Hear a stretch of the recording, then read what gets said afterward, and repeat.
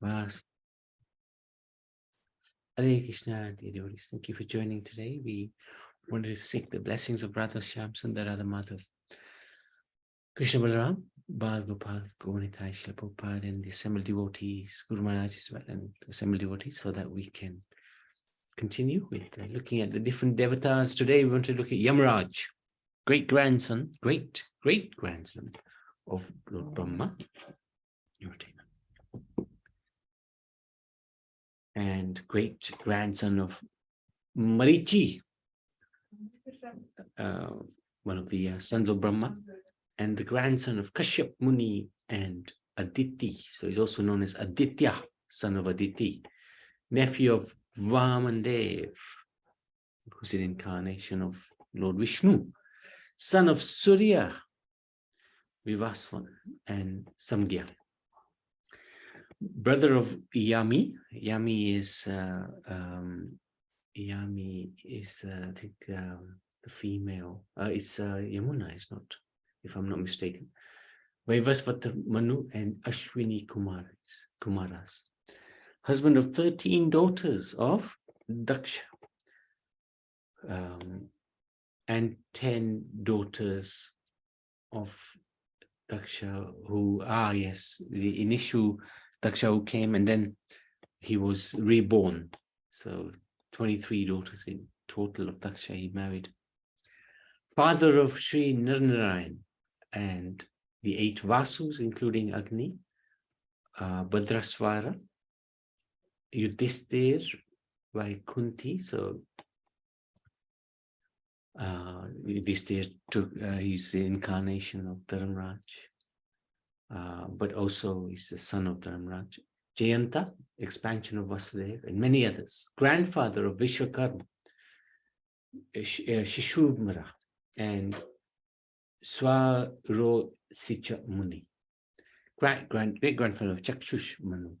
Residence is the heavenly city called Samyavami at Yamaloka. Brother of Shraddhadev Manu and step-brother of Shani, and his son was Katila. So, Samgya, the wife of Vivaswan, the sun god, gave birth to Manu, named Shraddhadev, and the same fortunate wife also gave birth to the twins, Yamraj, and the river Yamuna. So Yamuna Devi is a sister of Yamraj.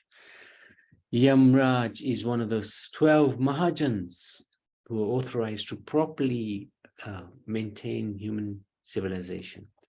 The different Mahajans are as follows: Brahma, Narad, Shiva, the Kumaras, Manu, Lord Kapil, Bhishma, Prahlad, Janak, and Bali, and Sukadev Goswami. So they're the other 11 Mahajans.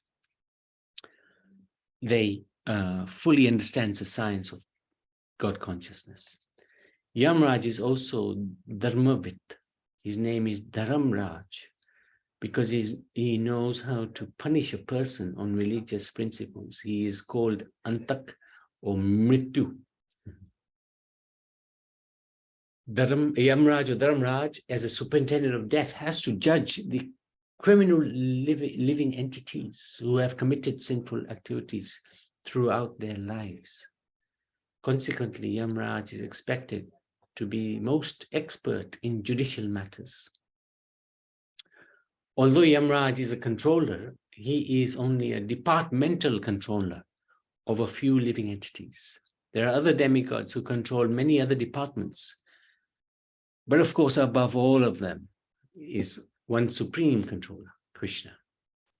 So the other small controllers obviously are known as demigods. They're very powerful, but they get their powers from Krishna. In the Puranas, Yam is described as having 4 arms, protruding fangs, complexion of storm clouds, i.e. dark gray, with a wrathful expression, angry expression, surrounded by garland of flames. Normally it's garland of flowers, but in this case it's garland of flames. dressed in red, yellow, or blue garments, holding a noose or a mace or sword, riding a water buffalo, holding a noose or pasha or rope in one hand, holding a danda, which is a Sanskrit word for staff. Generally, Yamaraj is portrayed in a fearful way, and so is often pictured as black. But actually, he is a demigod and should be fair complexioned. He is Mahajan and Vaishnav as well, and he's also very good looking. So this is the description that we sort of gave. On the water buffalo, that's his carrier. But as we just saw at the end there, that he's actually a demigod and he's actually a Vaishnav as well, worshipper of Vishnu.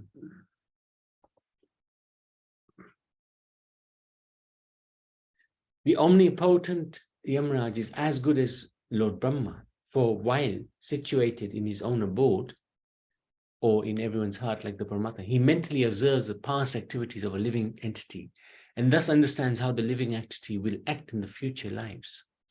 He has the complete cooperation of the Supreme Lord, who is situated in everybody's heart. And therefore, by the grace of the Super Soul, he can see past, present, and future of a living being from within.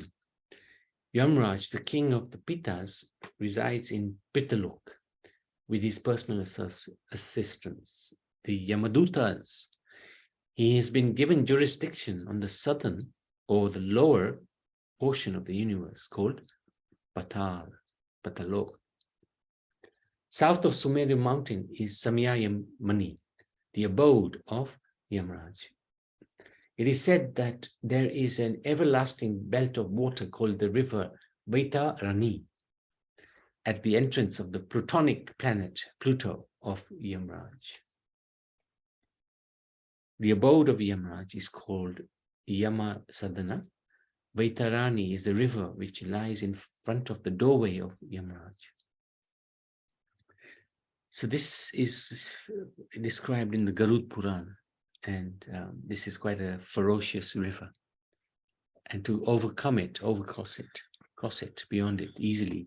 If one gives a Gaumata, in donation, then one can cross over this river very easily. That's the last hurdle if you get to Yamlok. Last hurdle.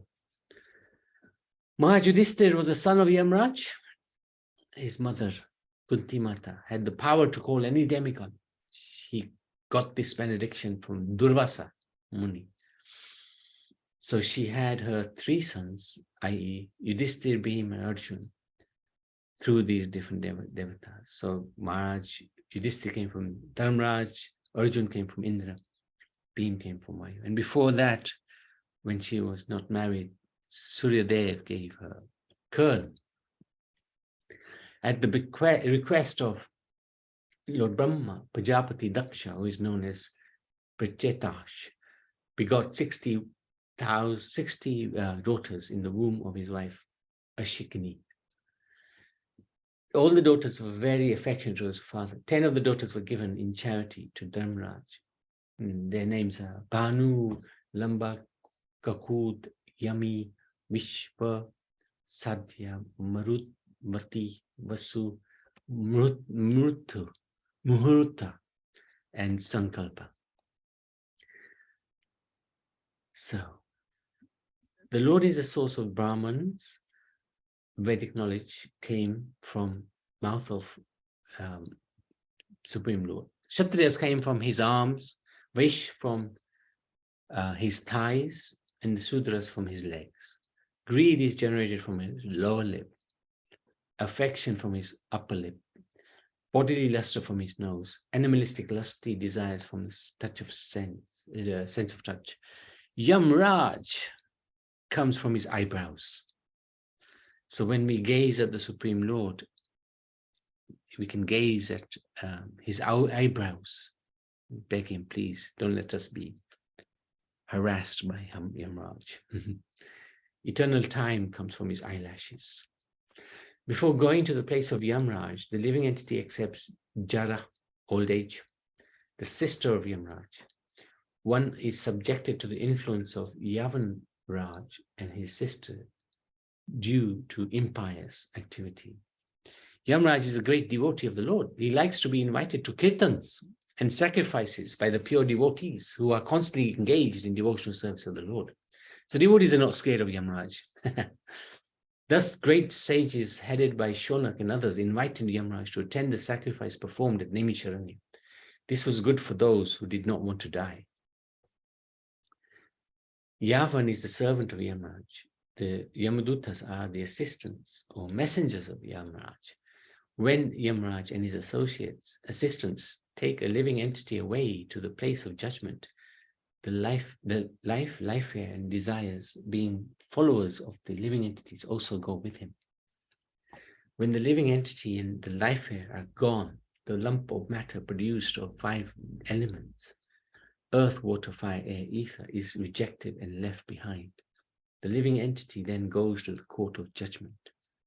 Yamaraj decides what kind of body the living entity is going to get next. So he is the judge. He's the judge. This process is unknown to modern scientists.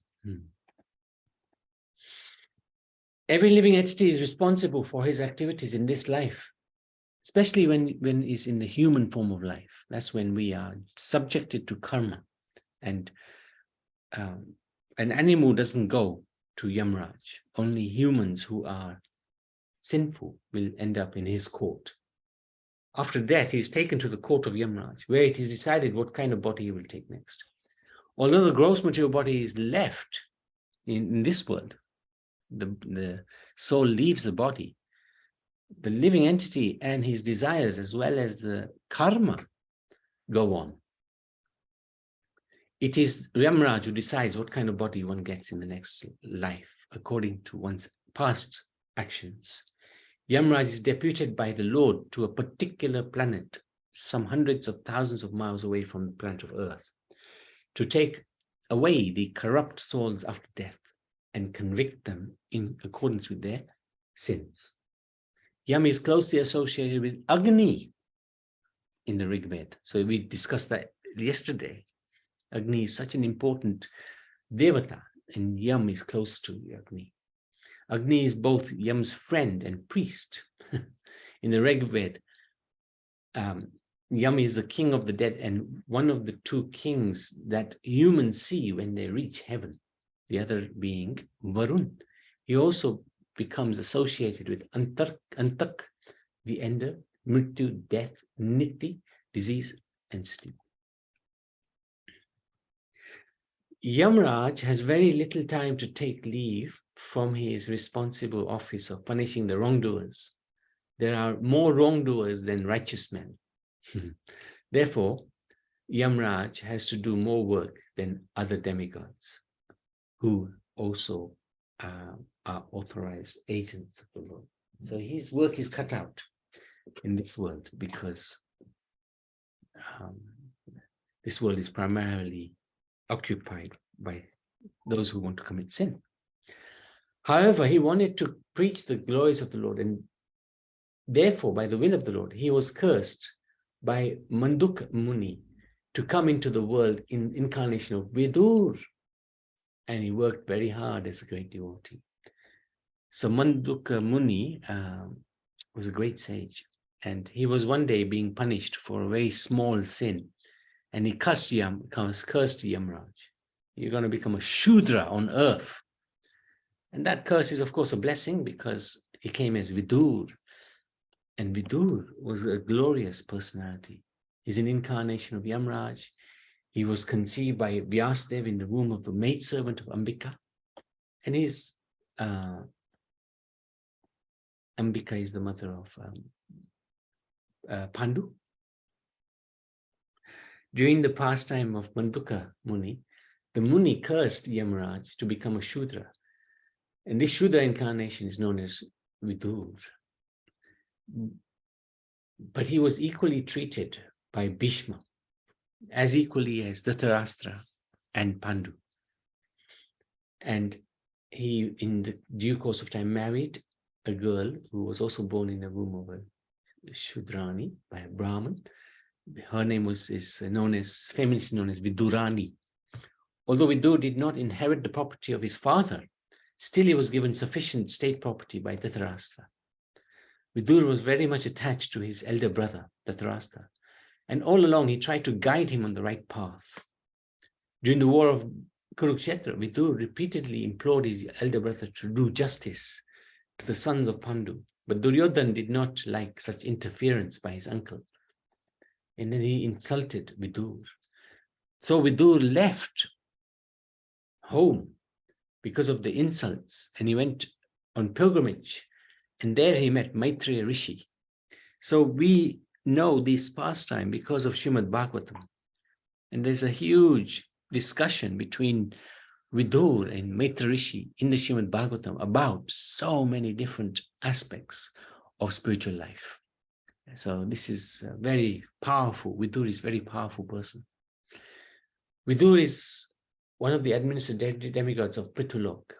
And when Yamaraja thus incarnates himself as Vidur, his post was officiated by Ariyama, one of the sons of Kashyap and Aditi. So Aditi, she has 12, there are 12 Adityas.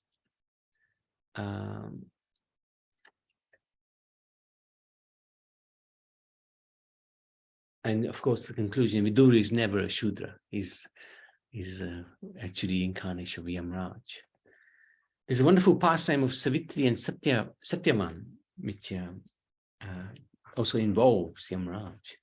In the Vanapurva, when Yudhishthira asks the sage Markandeya whether there has been a woman whose devotion matched Draupadi, the sage replied by relating the pastime of Savitri and Satyavan. Yama admired Savitri's courage and intellect. Savitri was more dazzling and beautiful than any other woman in the world. When it came time for her to be married, she had no suitor because all men around her were intimidated by her beauty and her sharp mind. Her father washed his hands off the responsibility to get his daughter married and asked her to find a husband for herself.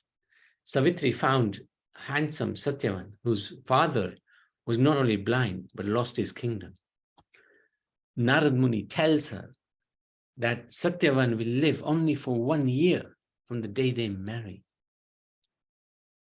So her father does not object to this perhaps unsuitable husband. Savitri leaves the luxuries of the palace to live with Satyavan and his parents on the edge of the forest, where Satyavan lives, earning a living as a woodcutter. On the day Satyavan is supposed to die, Savitri goes with him to the forest.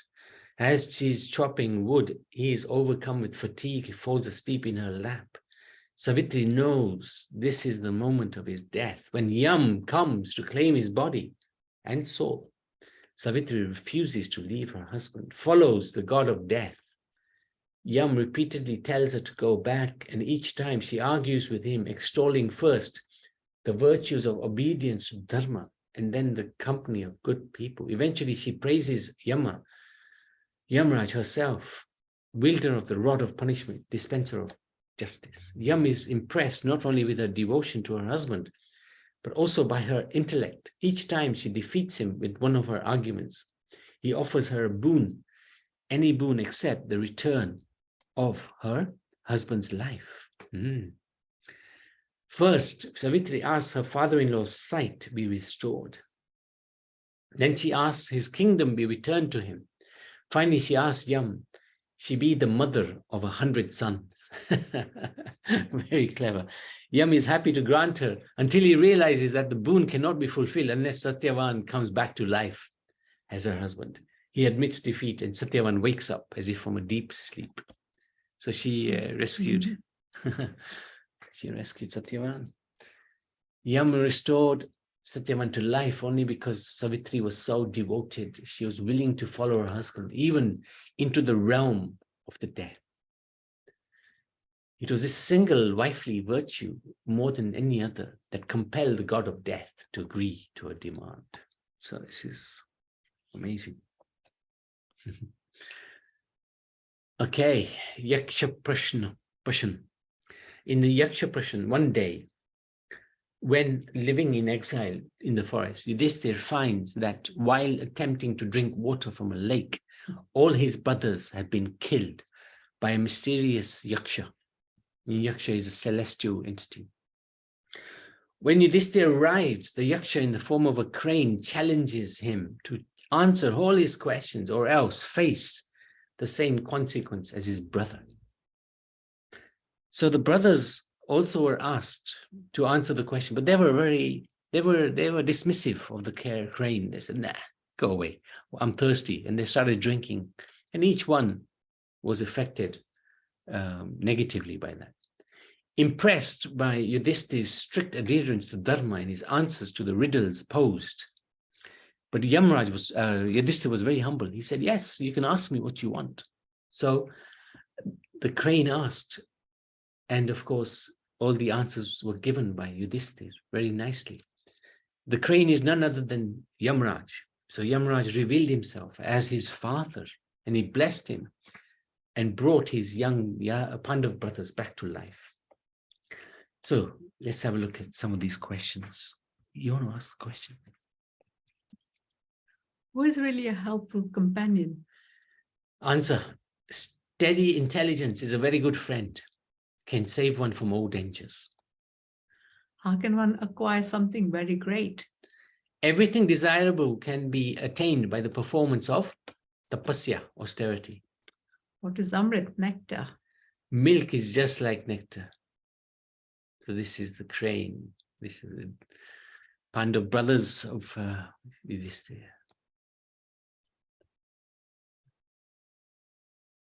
What is the friend bestowed upon man by the demigods? Wife is such a friend.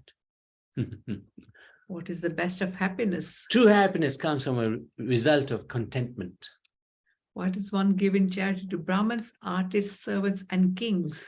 For religious merit, prestige, maintenance, protection, respectively.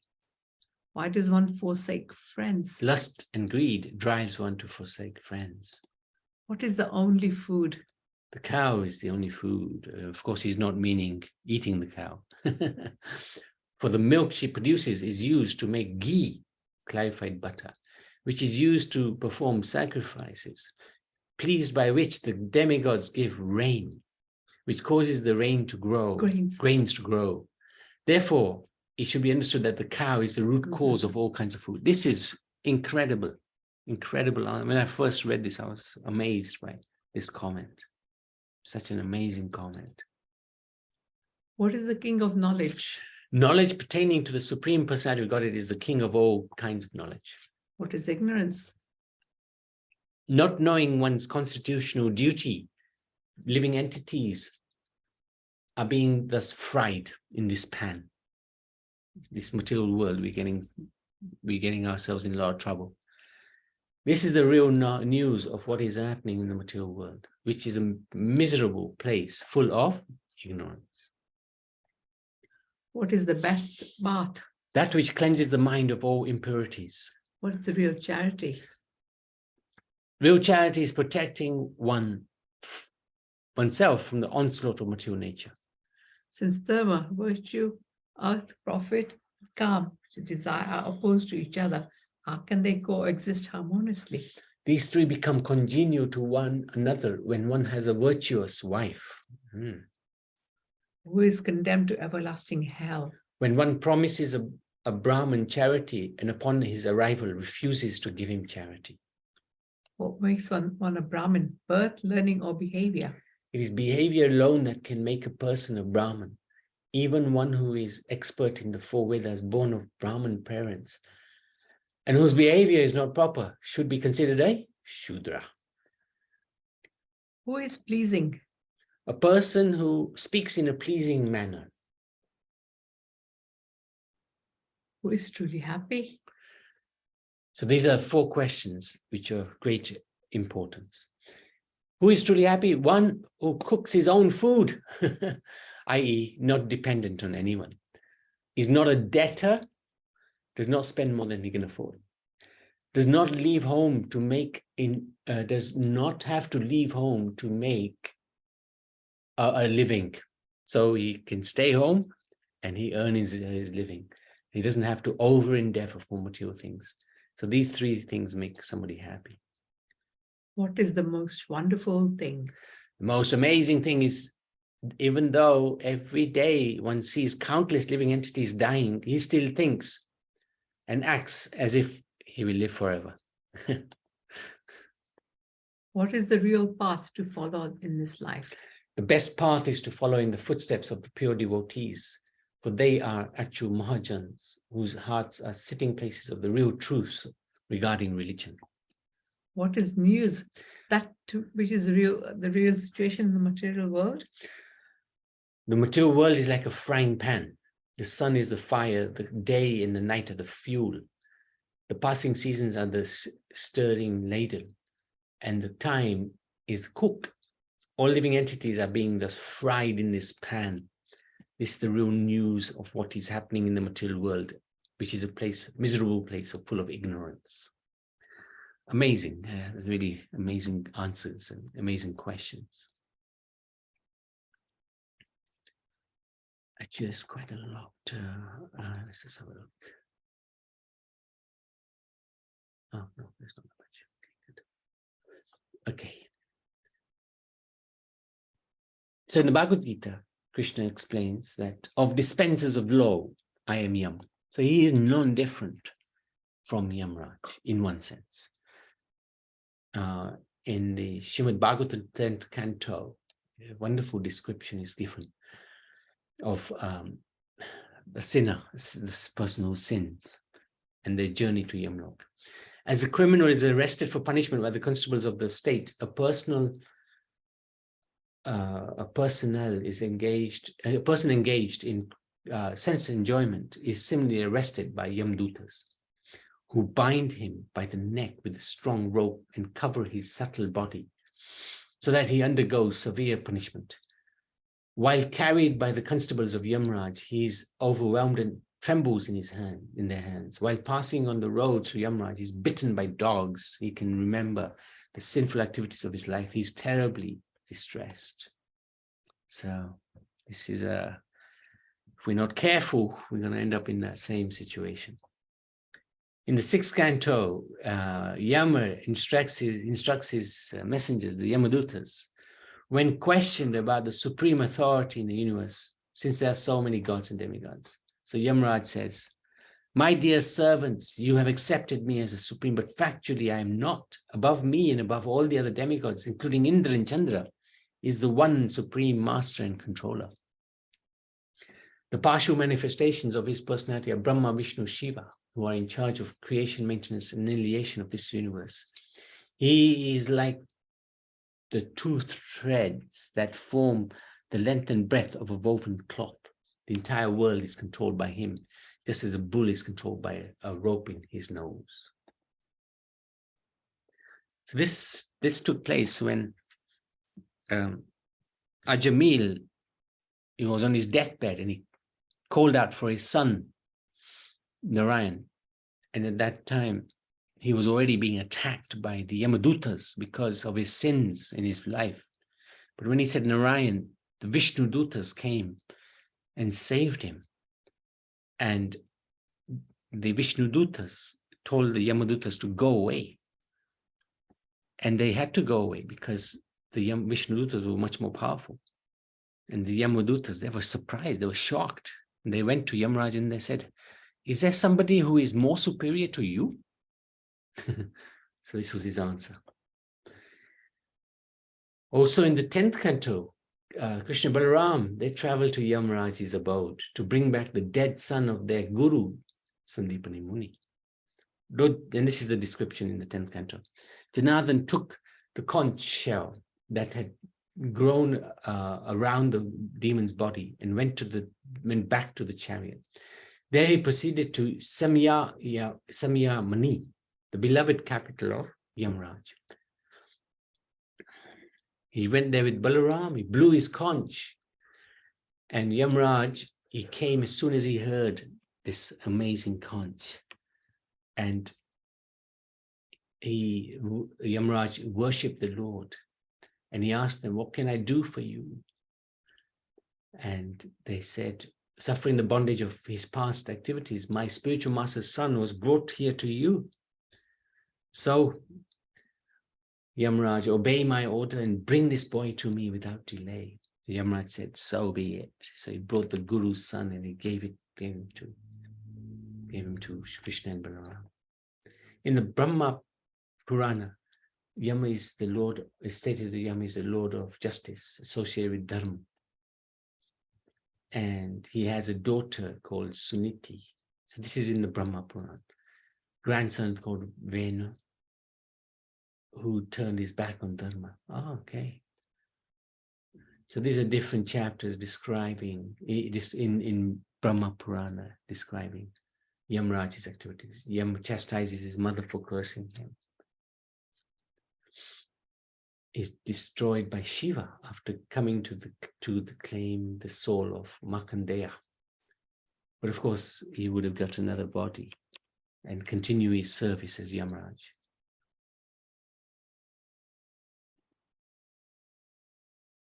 So there are different things in this.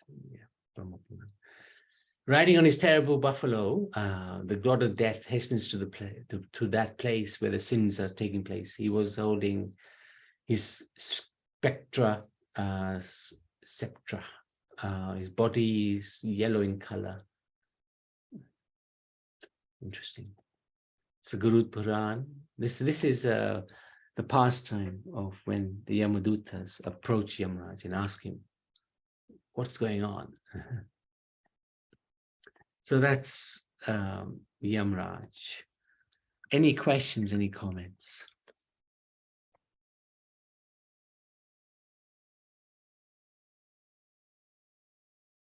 Okay, so we can stop there. Yamaraj. Yeah, Hare Krishna. Hare Krishna, Prabhuji, Mataji. Very interesting. In the starting, when you started about Yamaraj, I only thought that is only one thing. But you said he has got so many relations. You said his grandson, Brahma, then grandson of Murti, Aditi, son of Surya, grandfather Vishwakarma. So I was just thinking, he's only Yamaraja, but he's related to so many people. Not people, all the Devatas, is that right? Yeah, he is related to so many, because he's had, we saw that, right? He's got a lot of people who... Relation. You said something about he married, Yamaraja was married to, is it Daksh Prajapati's daughter? Yeah, 26 of them, I think, in total. That's right. Oops, wrong one. Sorry.